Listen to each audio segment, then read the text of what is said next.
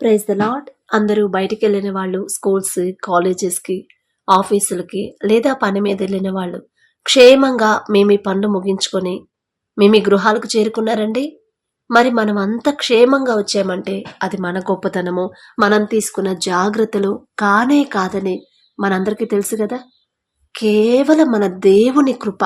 మనకన్నా గొప్ప గొప్ప వాళ్ళు ఉన్నారు. ఎన్నో యాక్సిడెంట్లు అయ్యి ఎంతో మంది మరణించారు, ఎంతో మంది హాస్పిటల్లో అడ్మిట్ అయ్యారు అని మనం ఎప్పుడు ప్రతి క్షణం కూడా వార్తలు మన చేతుల్లోనే ఉంటాయి కదా, చూస్తానే ఉంటాం.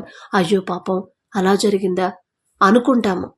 కానీ మనకసలు ఆ పరిస్థితి రానివ్వకుండా చేసిన తండ్రిని స్తుతిస్తున్నారండి. ఎందుకంటే వాళ్ళంత గొప్పవాళ్ళం మనం కాదు. అయినా సరే తండ్రి జాలిగల తండ్రి కదా, మనల్ని కూడా ప్రేమించి జాగ్రత్తగా తీసుకొచ్చాడు.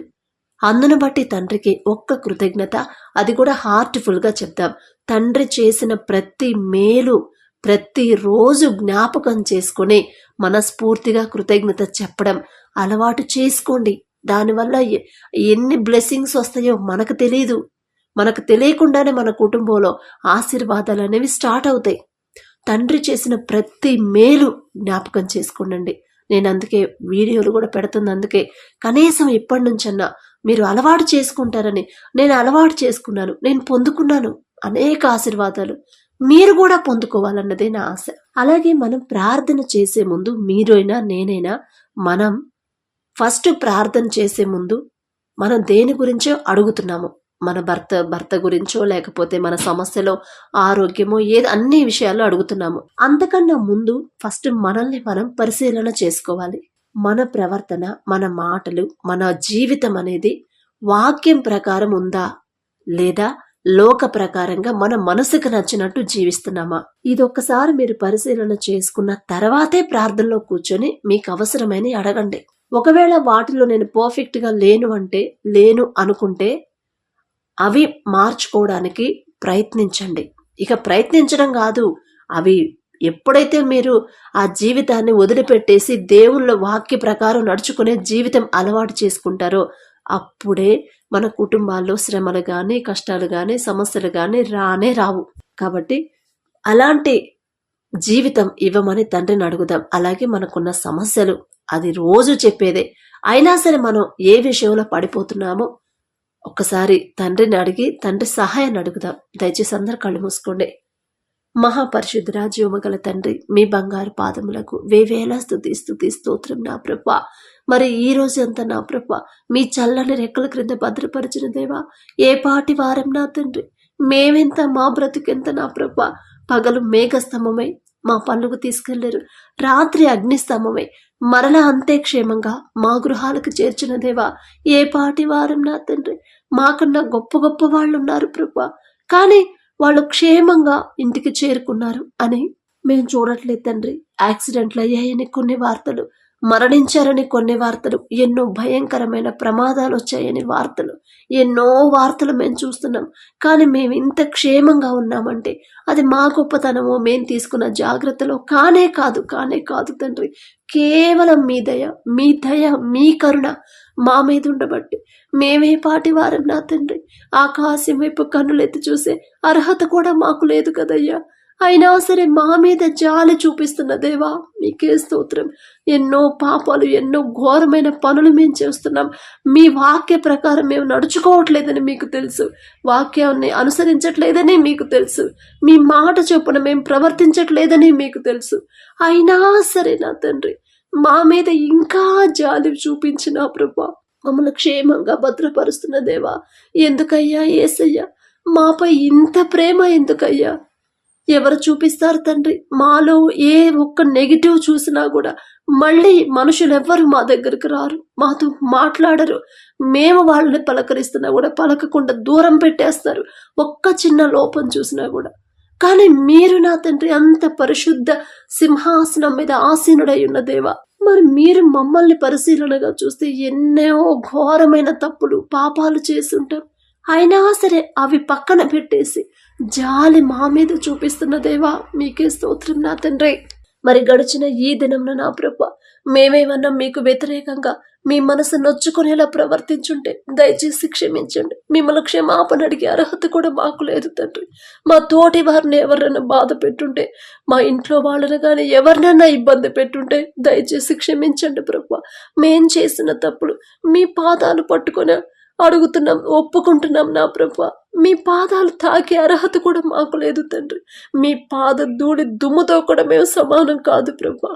అయినా సరే నా తండ్రి, మాకు మీరు తప్ప ఎవరున్నారయ్యా?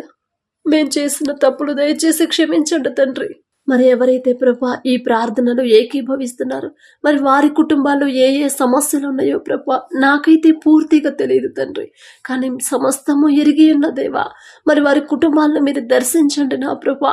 వాళ్ళల్లో నా తండ్రి ఎవరైనా మీ మాటకు లోబడకుండా జీవిస్తే వారిని సరిచేసి గద్దించి నా తండ్రి మీ వాక్య ప్రకారం నడుచుకునే మనసుని, హృదయాన్ని వారికి ఇవ్వండి నా ప్రభా. మరి బిడ్డలకి అప్పులైతే చేసేమో, అప్పులు తీరే మార్గం కనపడట్లేదని ఎంతో మంది భయపడుతున్నారు, బాధపడుతున్నారు. నలుగురిలో అవమానిస్తారని ఎంతో భయపడుతున్నారు, వేదన పడుతున్నారు తండ్రి. అసలు ఎందుకొరకు చేశారు నాకైతే తెలీదు, మీకు తెలుసు నా ప్రభా. ఒకవేళ నా ప్రభా అలాంటి పరిస్థితి ఎవరికైనా ఉంటే మరి అప్పుల కోసం ప్రార్థించమని ప్రభా ఎవరైతే అడుగుతున్నారో వారిని ప్రభా ఒక్కసారి మీరు దర్శించండి. వారికి ఉన్న మనోవేదన తీసివేయండి. నలుగురిలో అవమాన పాలు కాకుండా నా ప్రభా, ఒకవేళ ఏ విషయంలోనైనా మీకు వ్యతిరేకంగా మీకు నచ్చని పని ఏదైనా చేస్తుంటే దయచేసి క్షమించండి ప్రభా.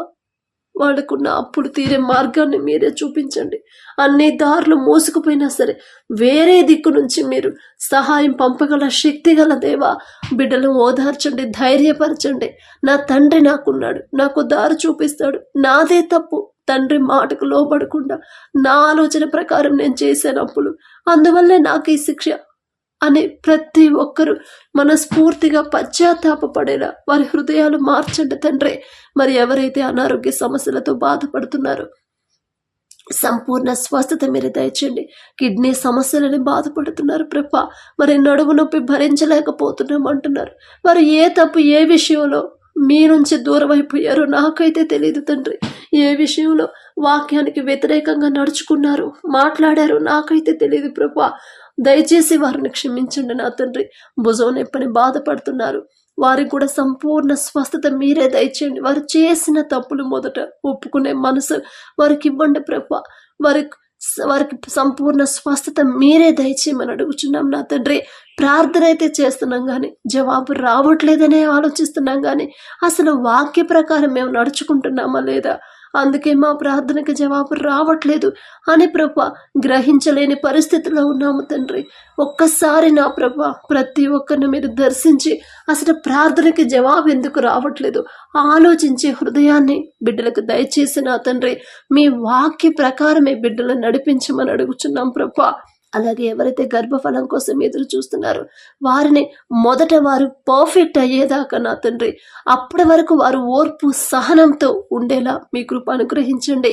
నలుగురు కాదు నా తండ్రి, 100 మంది 100 మాటలన్నా సరే లెక్క పెట్టకుండా నా తండ్రి నాకు దయచేస్తాడు. ఖచ్చితంగా నా తండ్రి నాకు గర్భఫలాన్ని ఇస్తాడు. నా మనుషులతో నేనెందుకు బాధపడాలి, వాళ్ళ వైపు నేనెందుకు చూడాలి, నేను కరెక్ట్గా ఉండాలి, నా తండ్రి మాట చొప్పున నేను నడుచుకోవాలి. అలా నడుచుకున్న తర్వాత ఖచ్చితంగా నా తండ్రి నా గర్భాన్ని తెరుస్తాడు అనే ధైర్యం సహనంతో ఉండేలా మీ కృప అనుగ్రహించండి. అల్ప విశ్వాసం అపనమ్మకాన్ని యేసు నామంలో తీసివేయండి ప్రభా. బిడ్డలు పూర్తిగా మీ వైపు తిరగాలి నా తండ్రి.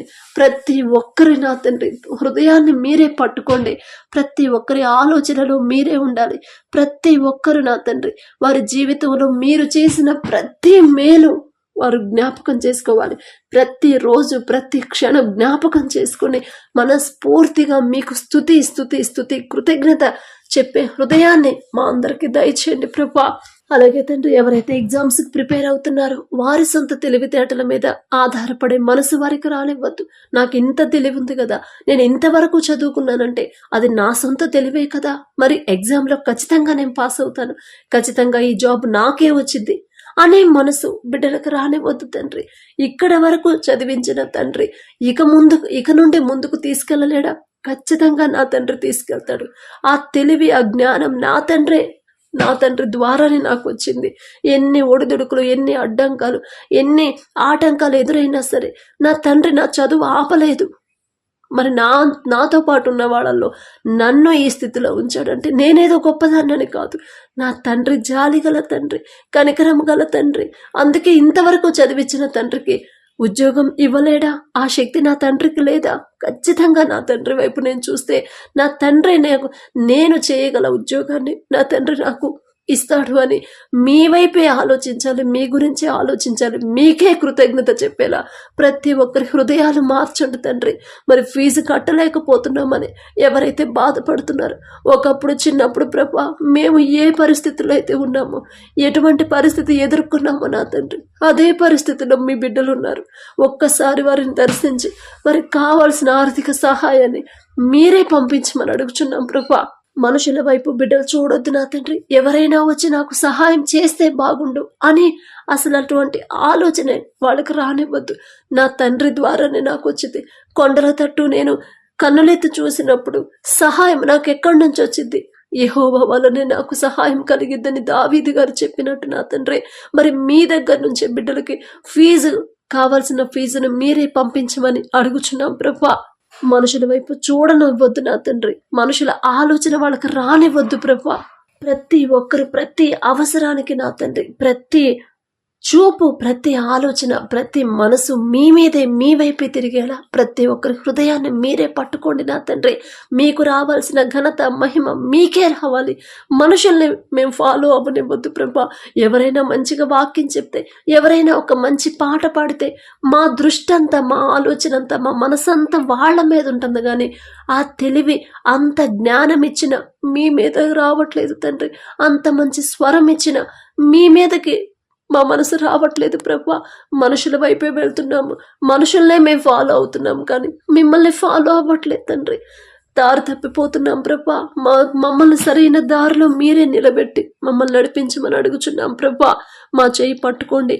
మనుషుల వైపు మేము వెళ్ళకూడదు. మనుషులు చూపించే దారి మాకొద్దు ప్రభా. మనుషులు చూపించే ప్రేమ కూడా మాకొద్దు. మీ ప్రేమే మాకు కావాలి. మనుషుల మీద ఆధారపడ్డానక్క, మనుషుల్ని నమ్ముకున్నానక్క, మనుషుల వైపే చూశాను, ఇప్పుడు మోసపోయాను, మనుషుల మీద ఆధారపడి ఒంటరినైపోయాను అని ఎంతో మంది బాధపడుతున్నారు ప్రభా. ఒక్కసారి వారితో మాట్లాడి వారు చేసిన తప్పు దయచేసి క్షమించండి తండ్రి. మనుషులను నమ్ముకున్నట్టు కంటే యెహోవాను ఆశ్రయించడం మేలు, రాజులను నమ్ముకున్నట్టు కంటే యెహోవాను ఆశ్రయించడం మేలు అని చెప్పిన దేవా, ఒక్కసారి బిడ్డలు దర్శించండి. వారు చేసిన తప్పుకి మనస్ఫూర్తిగా పశ్చాత్తాపపడే మనసు బిడ్డలకు అనుగ్రహించిన తండ్రి, వారితో మీరే మాట్లాడండి. అమ్మా, ఎందుకు మనుషుల వైపు చూసి మనుషుల గురించి ఆలోచించి మోసపోతారు?